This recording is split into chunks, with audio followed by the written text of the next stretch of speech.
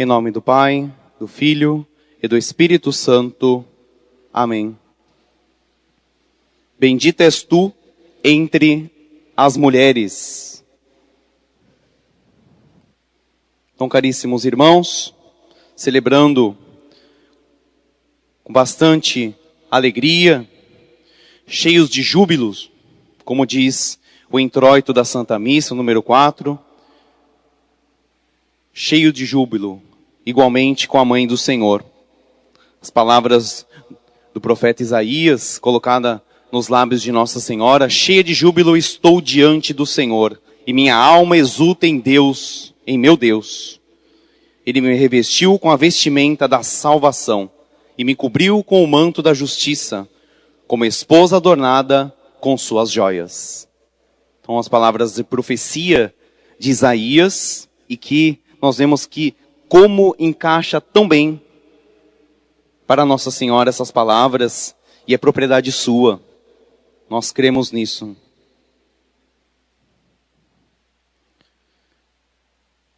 A festa que celebramos hoje, como um dogma proclamado pela Igreja, pelo Papa Pio IX, em 1854, num dia como esse, de 8 de dezembro de 1854, então um dia igualzinho a esse daqui, que nós estamos, foi então chamada a proclamação do dogma da Imaculada Conceição. Maria concebida sem pecado original. Então, algo extraordinário, dentro dos planos e projetos de Deus, e que isso é uma verdade que não pode ser desacreditada. Ela não pode ser desacreditada. Por isso que é chamado dogma de fé. Se eu creio em Deus, se eu creio na sua igreja, se eu creio no plano da sua salvação e no amor que Ele tem por mim, e na sua santidade, eu creio na Imaculada Conceição da Virgem Maria. Que ela foi concebida imaculada, sem mancha, sem o pecado original.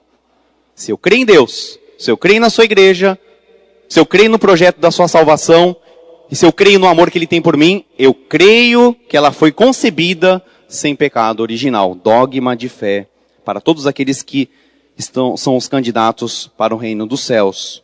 Então, algo proclamado pelo poder papal, pelo poder de ligar e desligar, conjuntamente com os bispos.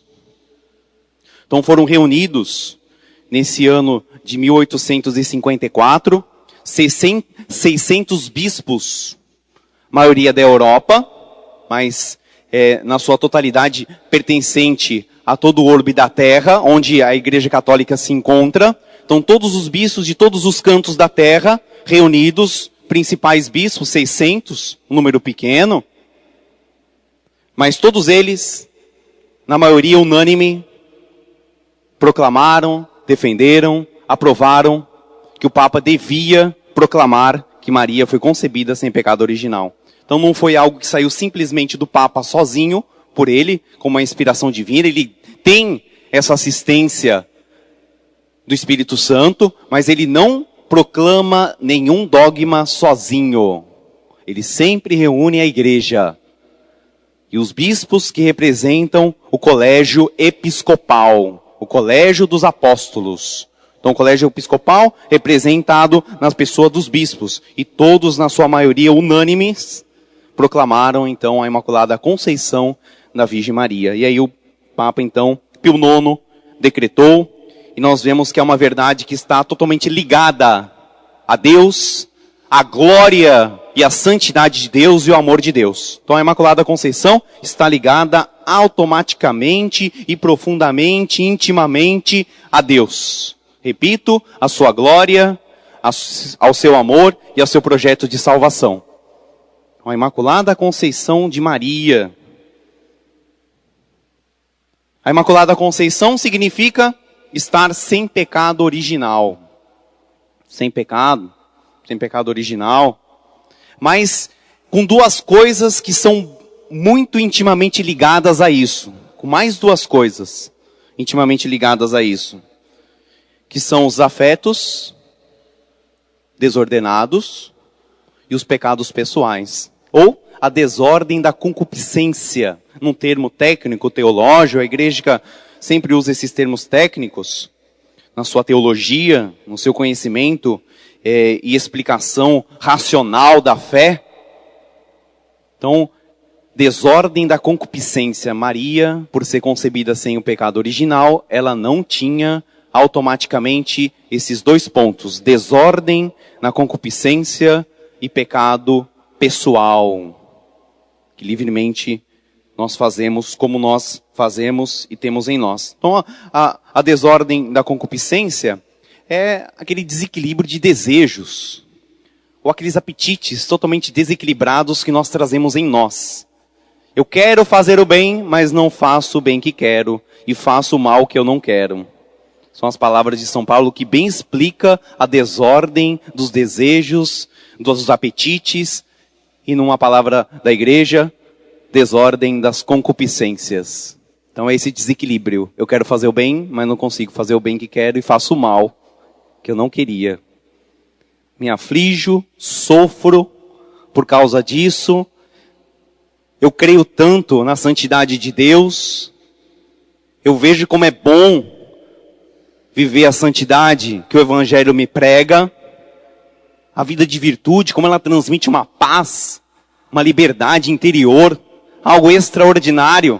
Eu já senti isso, já experimentei isso tantas vezes. Mas isso não é algo permanente em mim. O que é permanente em mim são desequilíbrios de desejos, inconstância de desejos. Estou aqui num extremo ato de piedade, de santidade, e passou uns minutinhos, eu estou num extremo ato de impureza, de sujeira, de apetites, de gostos, de desejos, que a gente sabe que ofende gravemente a Deus. Então isso é a desordem da concupiscência que nós trazemos, e aí, consequentemente, por causa dessa desordem, vem então o ato pessoal. Eu consinto, vou lá, realizo, e aí nós chamamos de pecado pessoal. Então Nossa Senhora, por ser concebida sem pecado original, ela não traz essas duas consequências ligadas ao pecado original, que é a desordem dos desejos, dos apetites, e o pecado diário, aquele pecado constante que nós temos. Então algo da glória de Deus, da maravilha de Deus, procedendo da sua santidade. Então o dogma da Imaculada Conceição de Maria, da Virgem Maria, Mãe de Deus, ela é, então, a glorificação perfeita da Santíssima Trindade. Aqui, nós não estamos, como católicos, proclamando a Virgem Maria como uma deusa. A deusa a quem nós adoramos e só a ela. Mas, em um sentido mais amplo, ela é deusa. Num sentido estrito, existe um só Deus. Por que será que Maria poderia ser até intitulada deusa? A sua Imaculada Conceição, as suas graças, as graças que ela tem, é o quê? É consequência do quê? Ela aceitou ter Deus consigo. Quantas vezes quando nós nos colocamos em oração, ou nós vamos nos dirigir a um ato de oração, eu vou lá me encher de Deus agora um pouquinho, estou precisando me abastecer de Deus, me encher de Deus. Aí a gente sai satisfeito que fez uma hora de adoração, ou até mais, rezou um rosário, se encheu de Deus. Escutei a palavra de Deus na missa, foi tão bom, me enchi de Deus.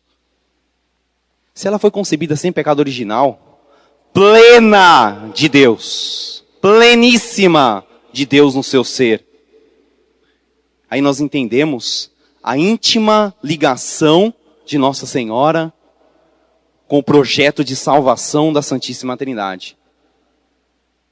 Porque não é dela. Ela tem uma divindade e goza de uma divindade, que significa o estado de graça pleno, que é de Deus. Uma associação perfeitíssima, assimilada totalmente, plenamente à divindade, a Santíssima Trindade. Então, num sentido assim amplo, bem espaçoso, Maria é deusa. Mas nós, como católicos, não proclamamos ela deusa. Ela é uma mulher de uma santidade extrema, que tem uma íntima ligação com a Santíssima Trindade, porque ela se encheu de Deus.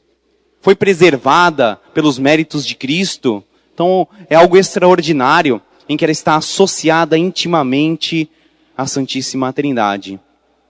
Quase poderíamos dizer a quarta pessoa da Santíssima Trindade. Não é isso, mas quase que poderíamos dizer isso.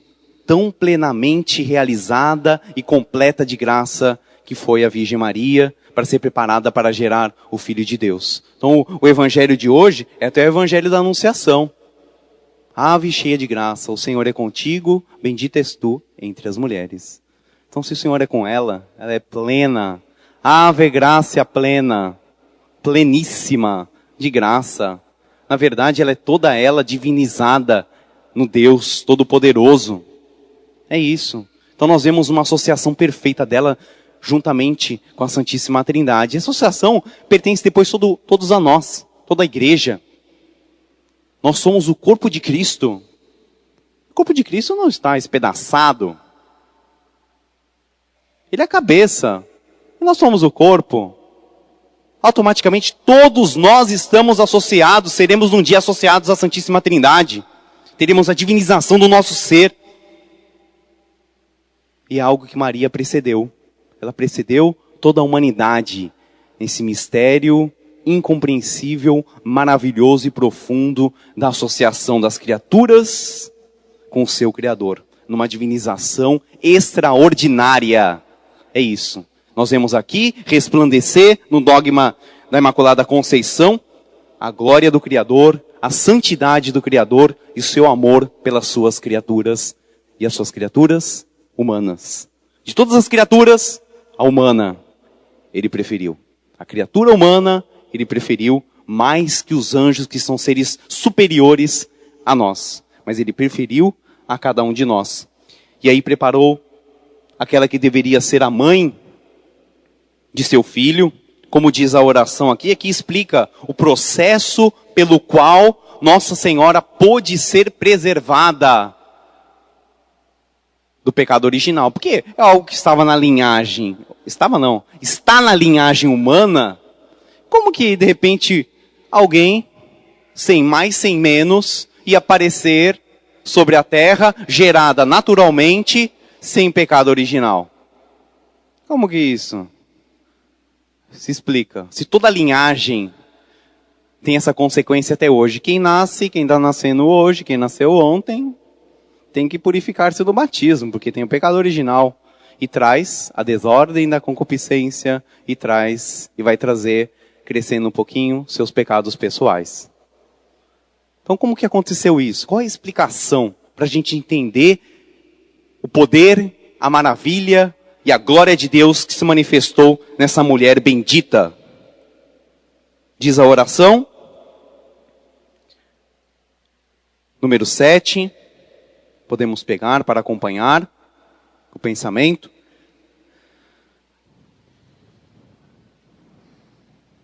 Ó Deus, que pela Imaculada Conceição da Virgem Maria, preparaste a vosso Filho, uma digna morada, nós o suplicamos. Aqui é uma prece para nós.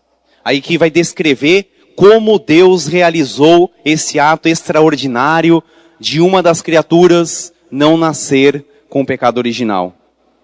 Assim, aqui vem, como pela previsão da morte desse mesmo filho, a preservastes de toda mancha.